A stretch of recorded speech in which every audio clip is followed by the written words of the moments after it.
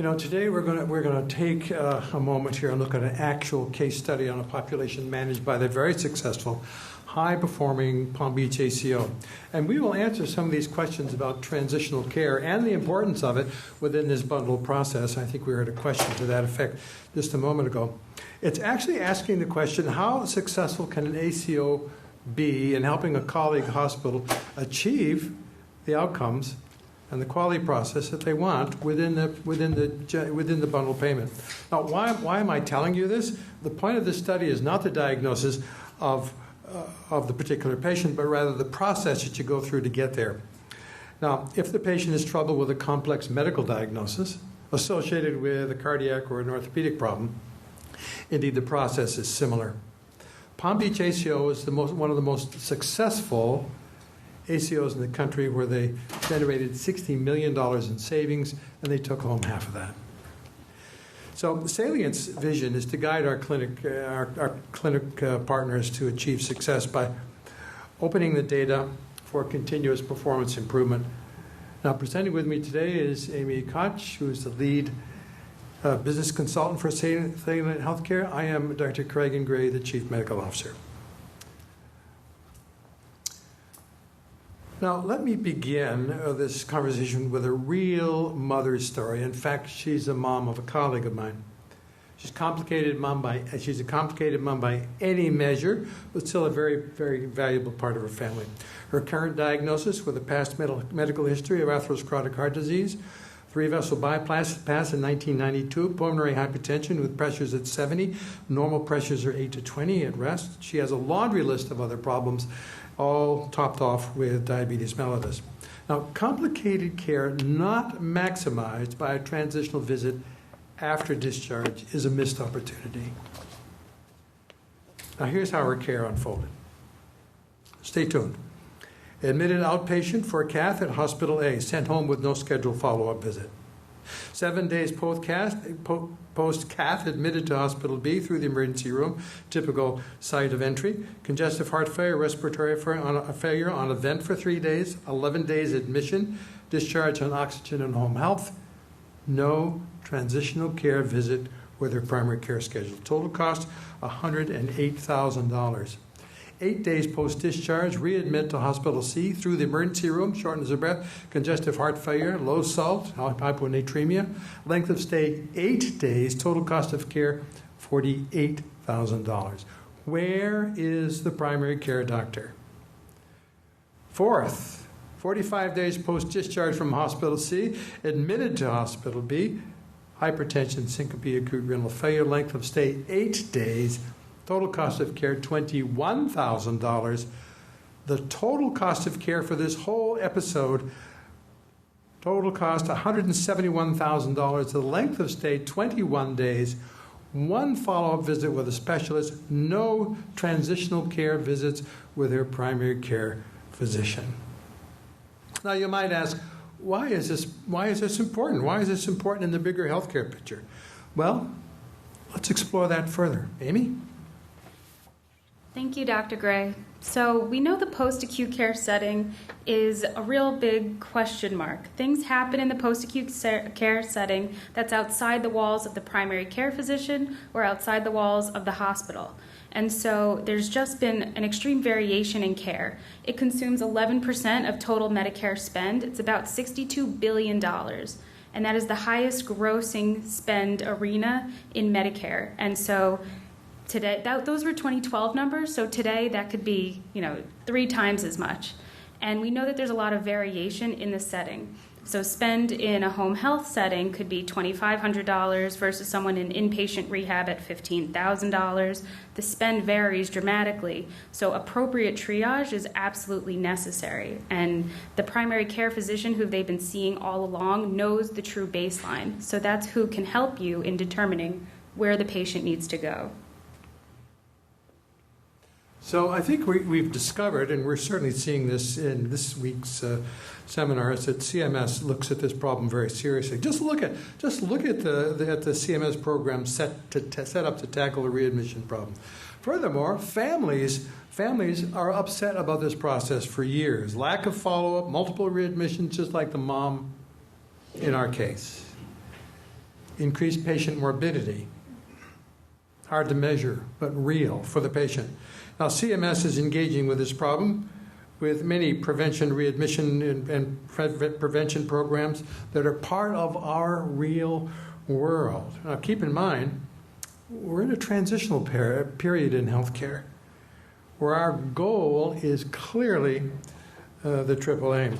Now, here is why what we have to say is important to the bundled payment process.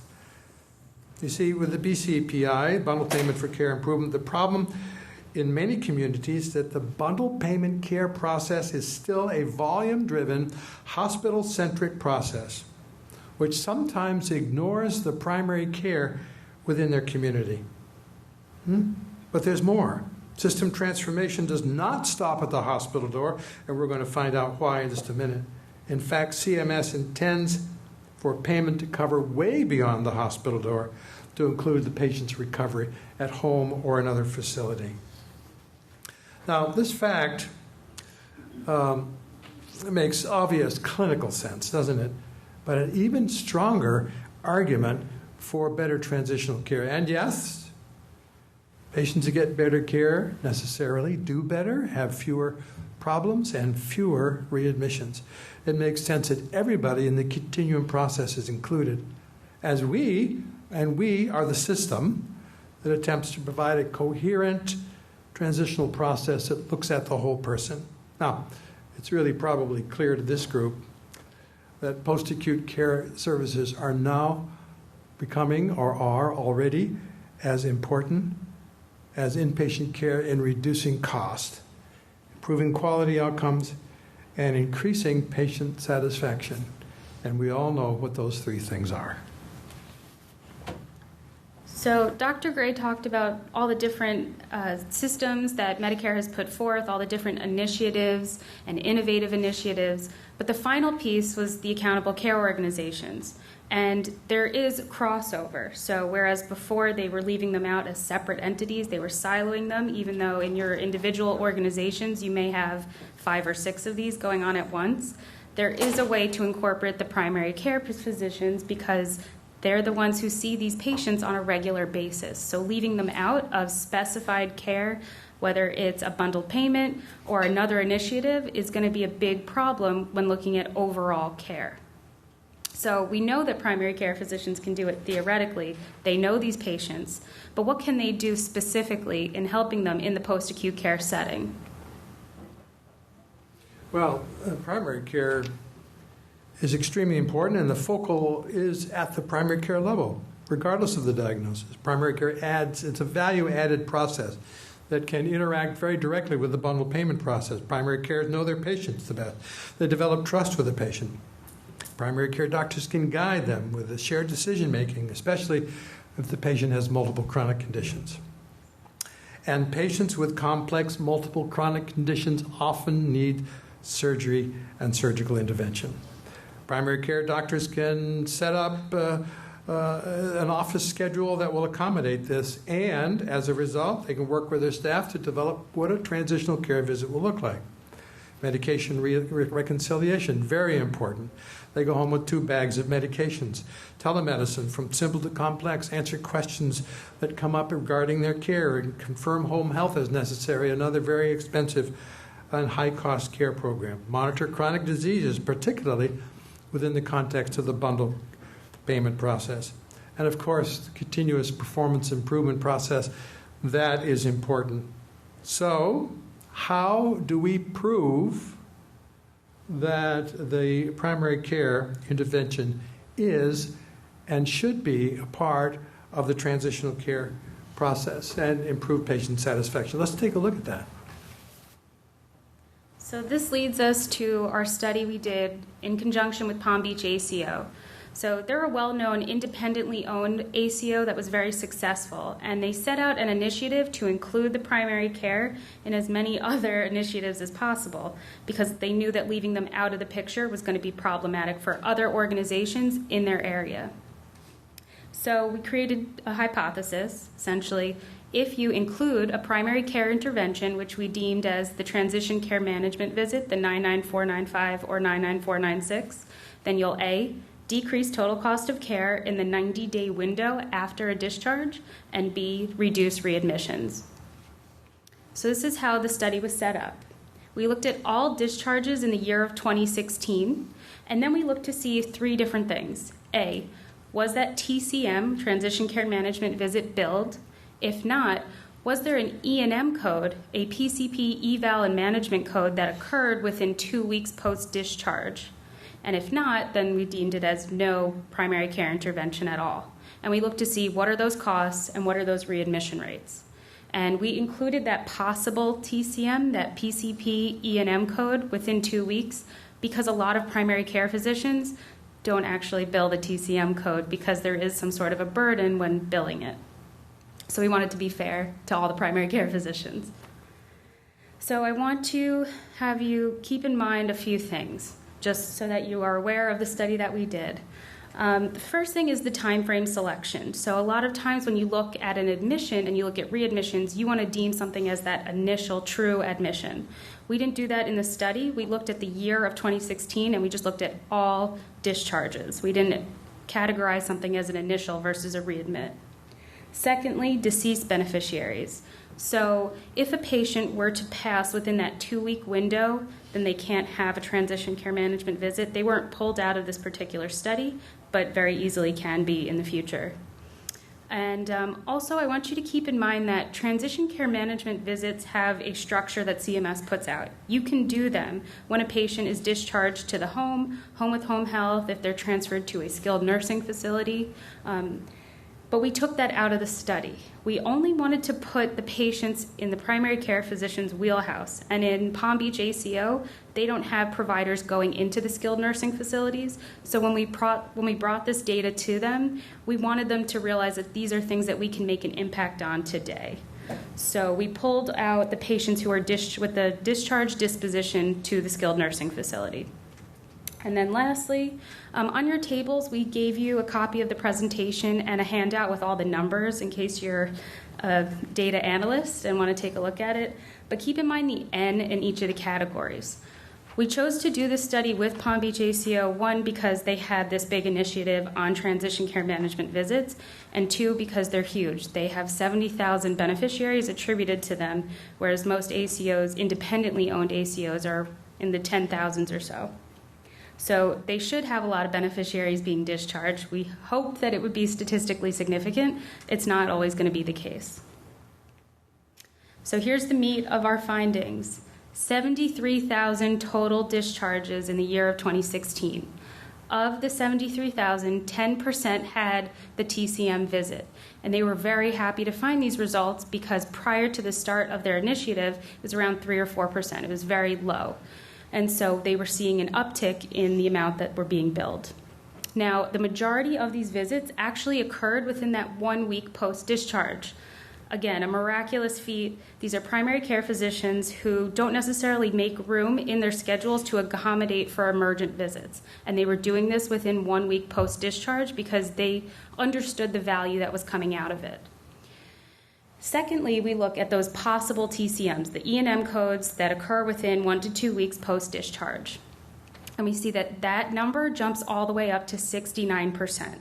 So there is some sort of primary care intervention going on in that immediate window after a discharge. So this is truly commendable work, and they were very happy to see these results. Even though they weren't billing the code specifically, and I can't analyze it in the system as a specific transition care management visit, we were still able to attribute primary care intervention.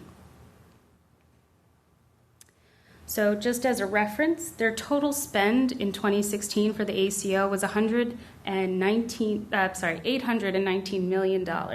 And the majority of that spend takes place in Part A inpatient spend at about $500 million. And then their Part A SNF spend is around $44 million. So this is a large spending system. This is a big group of providers who have a lot of spend. They have a high benchmark, and they needed to crack the code. And so when they did their transition care management visits, they saw a ton of savings. And that answers the question the woman had prior to this study, to our former presenter, which was, what's the impact when you have a primary care physician visit? So The average spend in that 90-day window for this population was about $13,000. And when they had any primary care intervention, we saw a savings on average of almost $2,000. Now, we looked to see where they were being discharged from to see if there was a difference in that spend. And when patients were discharged from the inpatient and observation settings, we saw even more savings, so about $3,100. And when the patient was seen within that 1 week interval, that goes up to about $3,400 in savings from that $13,000.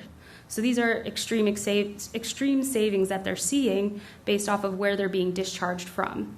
They didn't see so many savings when they were discharged from the SNF because they have a smaller N. So we couldn't really analyze it, and possibly it was because there were other interventions from care at that site. So this was more direct care. We also took a look at readmissions. So out of the 73,000 discharges, 20,000 were being readmitted. And what we saw was that when patients were discharged from the inpatient setting and were seen within 1 week, that lowered the rate by 12%. So they were able to make an impact on readmissions, and this is looking at the 90-day interim, not just the 30-day window, because your post-acute care setting is going to be the 90-day.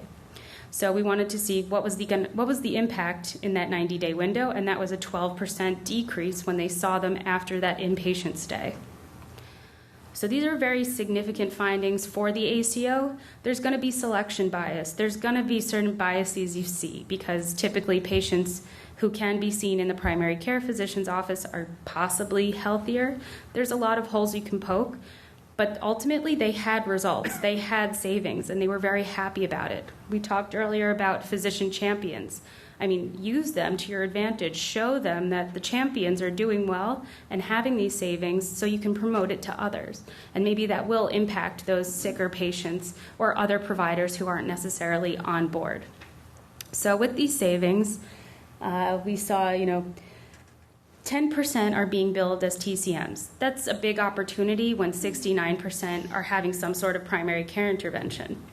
And TCMs reimburse about $250 on average, whereas a normal E&M visit average, $90.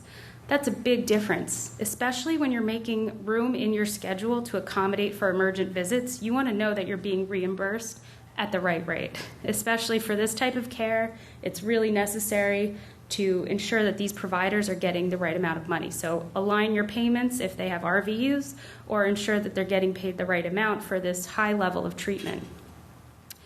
And just to put in the bottom, if Palm Beach ACO actually increased their transition care management visits within 1 week by 10% more, they would actually save an additional $30.5 million, which is close to their total spend in Part A SNF. So that's a huge chunk of money that they're able to save just by increasing the amount of transition care management visits they were doing. So they're out there right now in full force, foot on the gas, and they're doing these transition care management visits because they know that they're seeing real savings. Now, the study was done in the Salient Solution, and what we've done is we've created this post-acute care analysis. So what you're looking at is our overview dashboard. And what you'll see is that we break apart all the different discharge types. We've included ER because many providers want to do follow-up from the ER setting, even though you can't do a transition care management from that setting.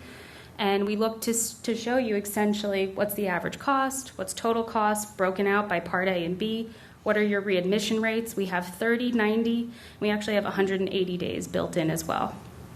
And then we show you what's the difference when you have a TCM versus not, or what's the difference if you have that possible TCM versus not, or no care at all.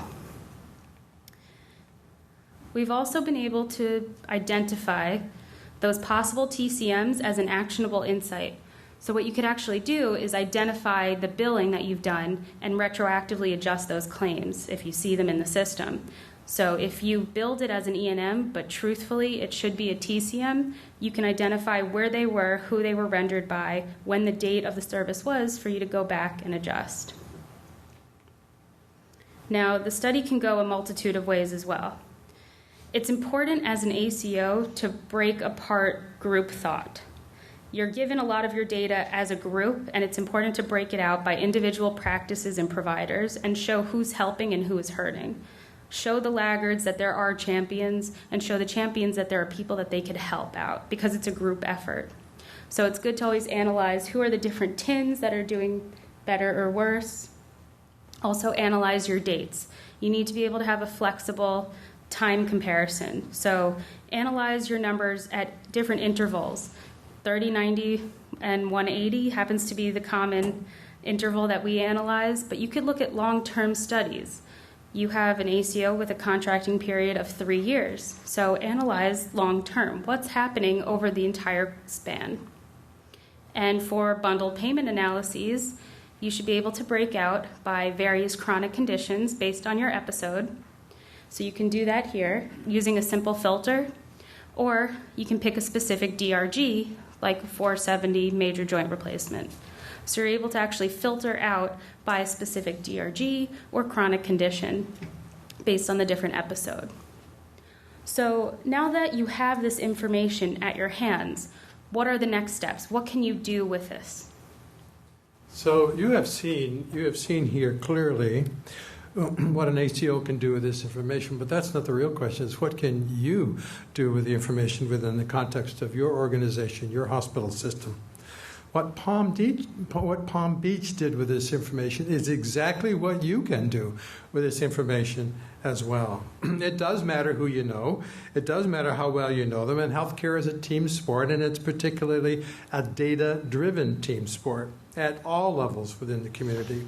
You can develop working relationships with the hospitals because it's especially important with those who have bundle payment processes. You can add value to that particular process. We have seen how that works in this transitional care process. We can identify high-performing SNFs, high-performing nursing facilities, and develop specific relationships with them, watching their readmission rates, their infection rates, and their complication rates. We can also increase physician engagement so they can properly code and they can measure the transition care visits. It takes education. It takes direct involvement to make those things happen, but you have to know what you need to know so they can also know. So another important area that is very helpful within the context of developing a functional solution to this problem of the transitional care is educate patients so that they ask for a transitional care visit when they leave the hospital and they are already engaged in the process.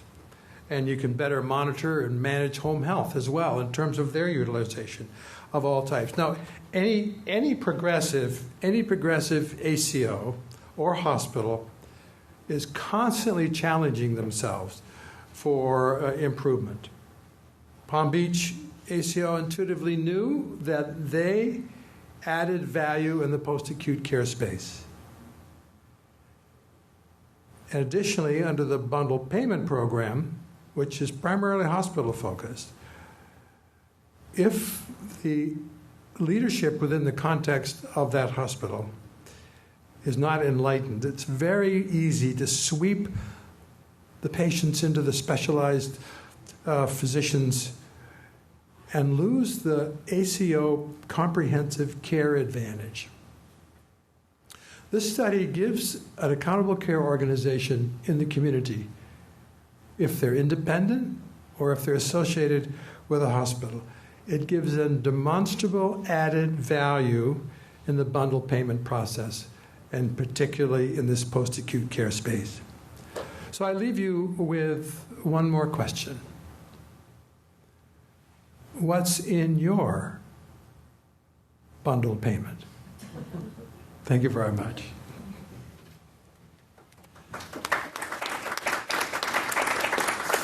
Questions? And I think, well, any type of question at this point is open. Yes? Can you kind of take us through the detail and time frame of how long it took you to get the physicians on board in order to make this happen? Because as we've learned, nothing with any of these bundle processes is instantaneous. And maybe some of the details around that. Yes, okay, so physician engagement is a very, very important thing. And you start with your board of directors within the context of the ACL. So those become the physician champions within your community. And so other docs will see them in the hospital or see them at church or other social events. How did you do this, Jack? How did you manage to get things done like you're doing and be at the top of the list? Well, it's remember, healthcare is personal, and the ACO relationship among physicians is personal as well. Get your board involved. Get the leaders of the community fully engaged in the process. Then they can represent your objectives to other physicians within the community. Now, all physicians, at some time or another, have been very high-performing people. That's just the nature of the process. Even to get in the door, you got to be. And they don't lose that over time. But just as they are A and B students, there are A and B and C physicians as well. And so let your A physicians help your C physicians to get where they want to go. I don't have a magic formula or a timetable to tell you. It's a personal interaction that does it, supported by actionable, usable, relevant to that person's data. We don't compare data with a national average because it's easy to hide in the average. Our objective is to get physicians to compare themselves with themselves, so they will then use that as an incremental basis to move forward. Comparing themselves with themselves month over month, quarter over quarter, year over year to get improvement. Those are the people that are helping you. A reasonably well-performing physician hiding under the average and not changing year after year but staying above average a little bit is not helping the ACO. That physician needs to move as well. No question about it. And I'll shed some light on what Palm Beach ACO did specifically. So as a community ACO, they're not involved in what the hospital EHRs are doing. So what they did was they brought them in a room together and let them know what initiatives they were doing. They said, we need all of your ADT feeds, your admission, discharge, and transfer feeds. So what they were able to do was pull them all together, and they created an app that dings them every time a patient has been discharged. So they were notified. And the best way to go about that was who's going to adopt the app first.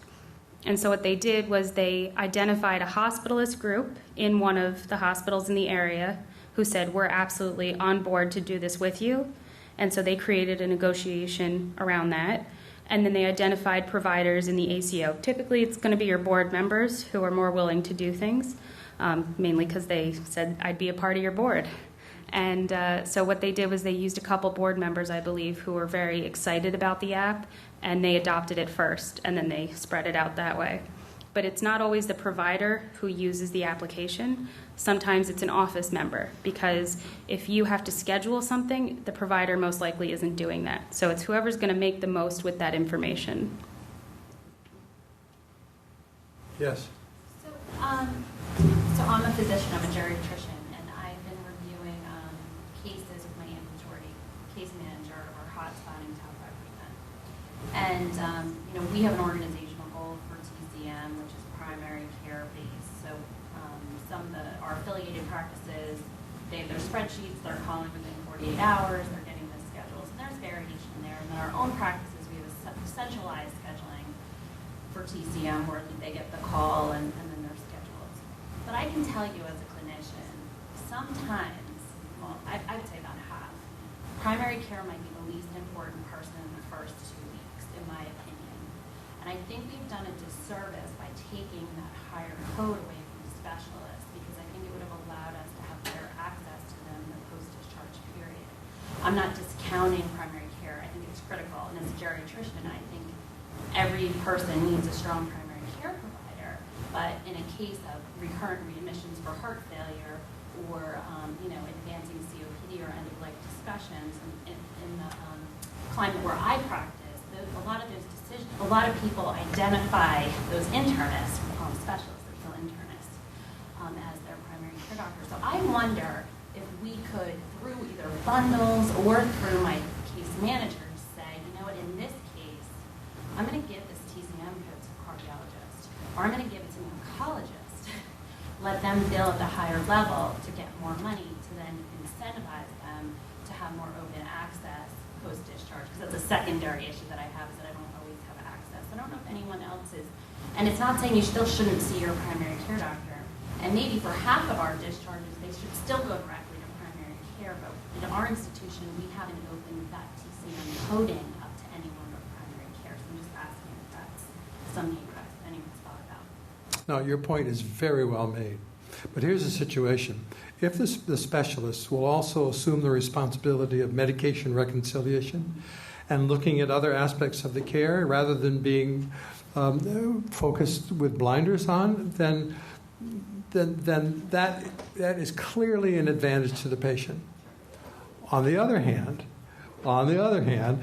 specialists tend to be like specialists, and they focus on the one thing. They don't want to do medication reconciliation. They don't want to check on the home health provider. They don't want to do other follow-ups with other specialists. They want someone else to manage that for them. Now, this is especially true with our orthopedic friends, okay? And our orthopedic friends, on the other hand, have been very, very open about engaging other people into helping them with care. And that would be particularly valuable in the bundle payment situation, particularly for a complicated medical patient. So, yes, but, okay. That's it. I think we just received our door signal. We'll stick around a little bit if there's, the three of us will stick around if there's any more questions. Thank you very much. We appreciate you being here.